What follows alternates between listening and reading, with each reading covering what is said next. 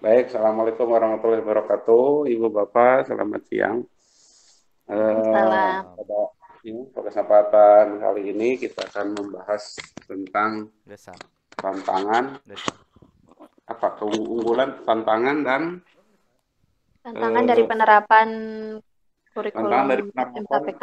kurikulum di sekolah pusat keunggulan. Nah, pada kesempatan ini saya akan beri kesempatan kepada Ibu Bapak untuk memberikan tanggapan kira-kira apa saja tantangannya di sekolah masing-masing dan nanti kita bisa simpulkan kira-kira yang paling dominan di sekolah secara umum itu adalah apa tantangannya. Mangga dari Pak Rizky dulu, silakan Pak. Terima kasih Wadidi atas kesempatannya. Bismillahirrahmanirrahim, Bapak Ibu. Sebelumnya saya mohon maaf ini kameranya off karena takutnya nanti menghambat kelancaran jaringan. Jadi saya off-kan saja.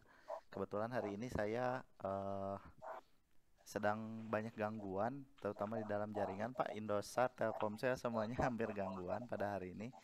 Jadi saya hanya bisa menggunakan suara saja. Mungkin untuk tantangan yang muncul ketika di SMK Pusat Keunggulan itu ada bermacam-macam, Pak.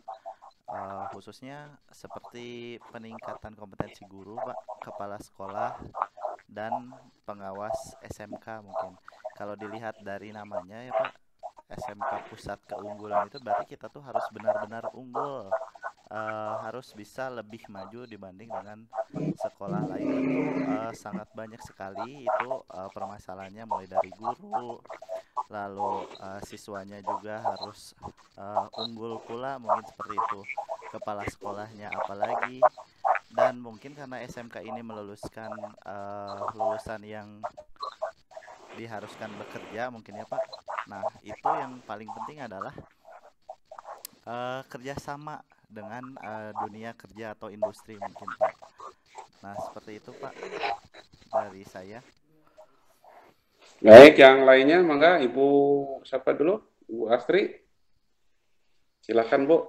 Ya, terima kasih Pak. Kalau menurut saya tantangannya juga hampir sama seperti Pak Rizky tadi paparkan, yaitu kompetensi gurunya Pak. Kadangkala di sekolah saya, uh, apabila kurikulum SMKPK ini diterapkan, berarti kan harus gurunya itu harus sesuai dengan apa kalau disebut linearitas mungkin begitu ya Pak. Jadi sesuai dengan uh, lulusannya apa gitu. Kan kadang ada yang guru yang lulusan matematika tapi mengajar bahasa Indonesia seperti itu. Jadi kompetensi gurunya juga harus sesuai. Kemudian yang lainnya juga sama ya, yaitu kurangnya partisipasi dari pemangku kepentingan seperti itu.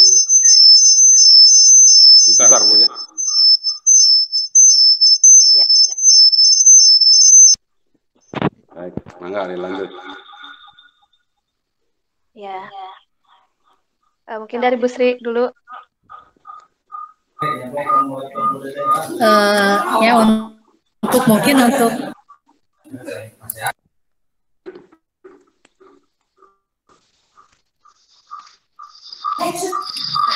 Assalamualaikum warahmatullahi wabarakatuh. Ya mungkin tantangannya hampir sama ya dengan Pak Rizky sama Bu Astri juga. Jadi kita harus sebentar Pak. Mungkin tantangannya sama ya dengan Bu Astri sama Pak Rizky juga. Jadi kita harus ada dukungan dari berbagai pihak. Kemudian saya langsung saja ke yang solusinya karena tantangannya hampir sama ya. Untuk solusinya mungkin yang diterapkan untuk mengatasi potensi tantangan yang terjadi pada penerapan kurikulum ya mungkin dengan menyelaraskan penyelarasan kurikulum dengan IDUKA, terus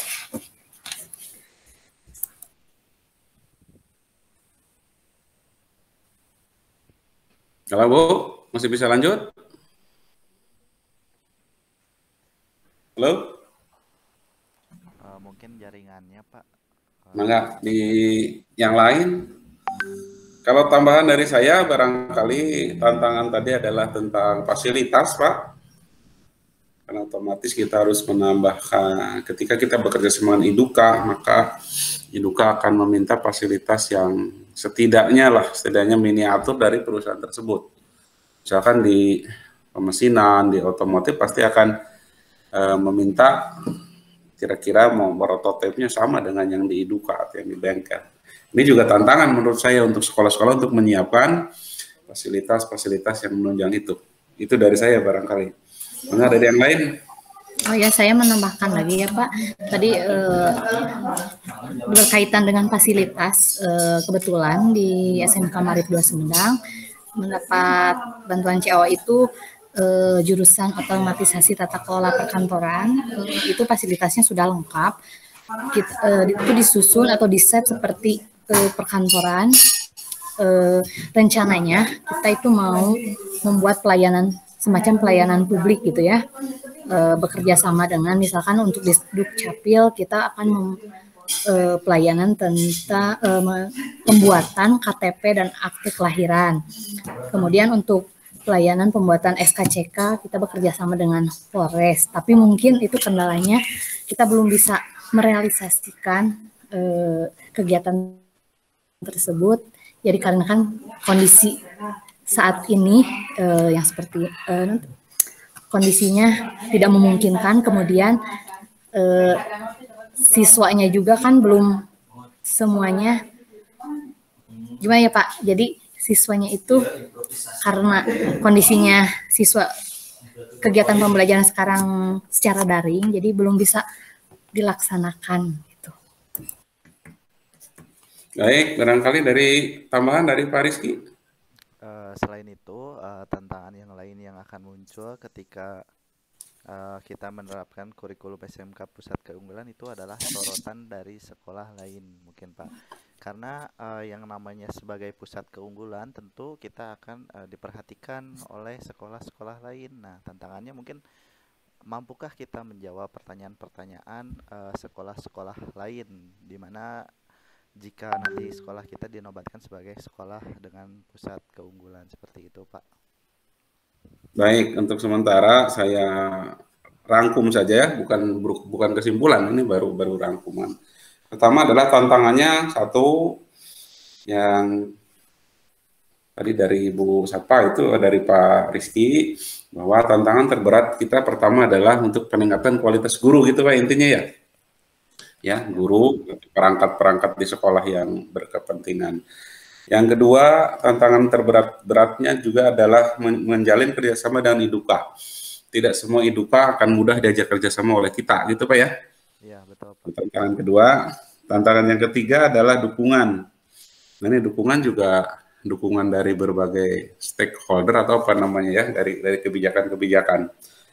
Kemudian yang keempat, tantangannya adalah penambahan fasilitas ya, fasilitas yang kurang. Dan terakhir tadi dari Pak Rizky, tantangan berikutnya adalah dalam bahasa sosialnya mungkin ada kecemburuan gitu Pak ya, cemburuan dari sekolah lain yang tidak PK, tidak pusat keunggulan. Itu adalah tantangan. Sementara solusinya dari Ibu Sri tadi sudah mengatakan, pertama mengadakan kerjasama dengan Iduka, yaitu solusi. Yang kedua adalah penyelarasan kurikulum, gitu Pak ya. Yang ketiga, adanya kebijakan-kebijakan yang mendukung dari sekolah. Nah itu tantangan dan solusi yang baru kita dapat seperti itu. Barangkali ada tambahan, silakan tantangan apa, untuk solusinya apa, mangga. Udah cukup sepertinya Pak untuk dua pertanyaan itu. Cukup. Ya. Jadi. Tapi begini ya, Pak, maaf. Ya, mangga. Ya, kalau ya ini juga termasuk tantangan mungkin ya. Saya di sini di SMK Marit 2 Sumedang itu sekolah swasta. Sedangkan ada sekolah yang negeri itu tidak tidak masuk ke SMK Pusat Keunggulan. Apakah SMK nanti kan ini tujuannya itu kita itu dipusatkan sebagai pusat keunggulan. Jadi tersentral semuanya ke SMK kita gitu ya. Apakah nanti SMK negeri itu mau gitu istilahnya kan itu swasta gitu ya, saya negeri, kenapa swasta yang mendapatkan jadi yang pusat keunggulannya itu gitu. Gimana Pak? Itu tantangan juga buat kami. Ya dari Pak Rizky yang tadi mungkin Pak ya, kita akan jadi sorotan publik lah, sorotan sekolah lain. Kenapa yang swasta dapat negeri enggak? Saya rasa yang itu mah mungkin sudah kodrat alamiah Bu. Ketika sekolah kami di Palasa kemarin dapat murid sampai pendaftar sampai 1.300 kan, ramai juga kan gitu ya. Palasa sekarang muridnya 72 kelas juga ramai juga. Memang tantangan sekolah seperti itulah. Kayak kita aja lah, kalau tetangga senang kan kita jadi nggak enak seperti itu. Ada lagi Bapak Ibu atau Pak Rizky, durasinya masih ada waktu nggak? Masih ada Pak, 10 menit lagi. Ya, jadi mangga Ibu Bapak, pada dasarnya adalah memang sulit ya di mana-mana. Cuma kan kita kembali lagi kepada, kalau dalam bahasa ekonomi atau apa saya lupa, namanya SWOT itu Pak ya? Ada pernah dengar Pak istilah SWOT itu? Ya, analisis SWOT ya Pak ya? Iya, itu kan ada SWOT ya, ada strong, apalagi Pak? Weakness, terus S-nya kan strong ya, kekuatan kita apa, gitu.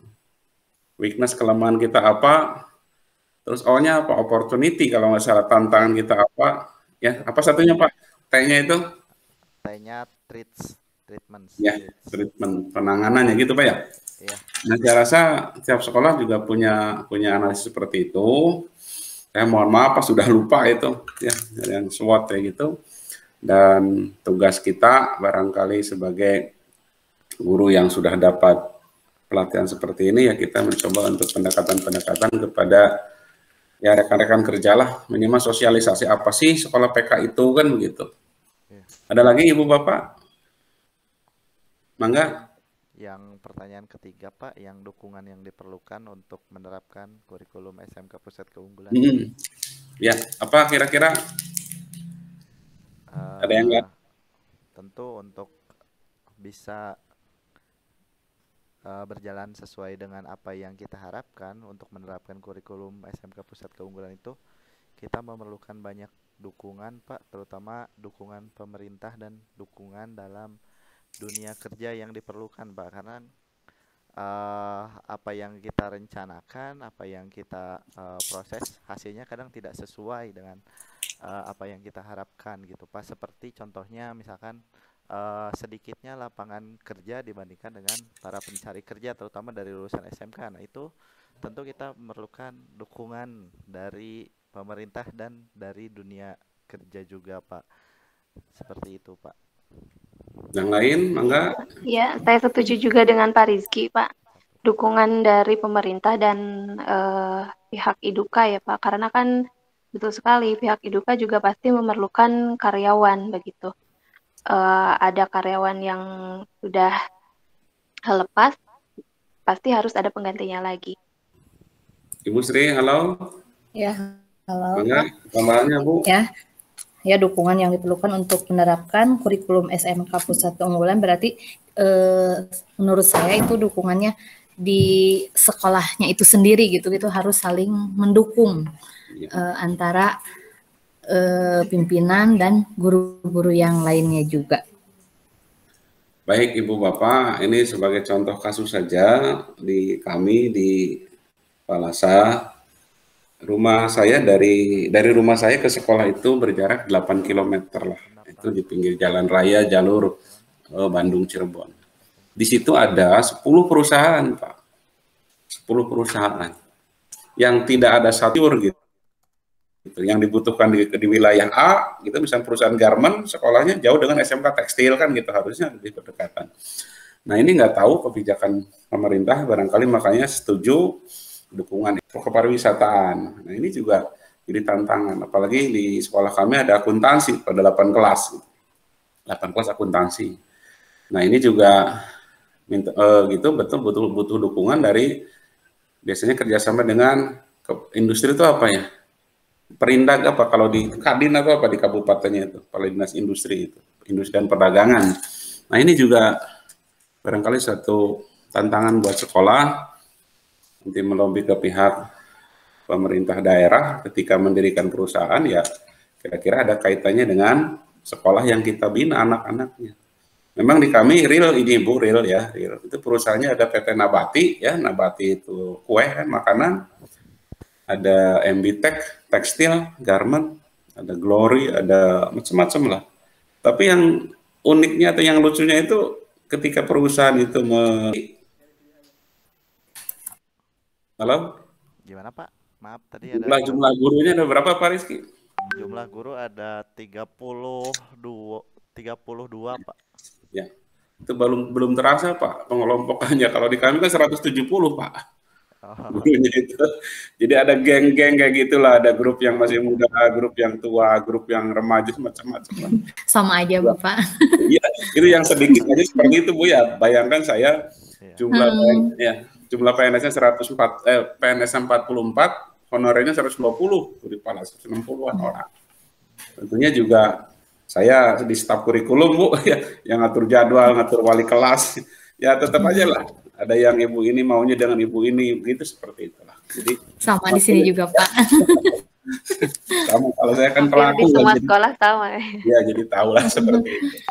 Iya. Barangkali tugas pimpinan kita Bu ya untuk menyatukan visi dan misi sekolah. Itu tugas pimpinan, kepala sekolah, dan ya reng-rengan wakasek mungkin.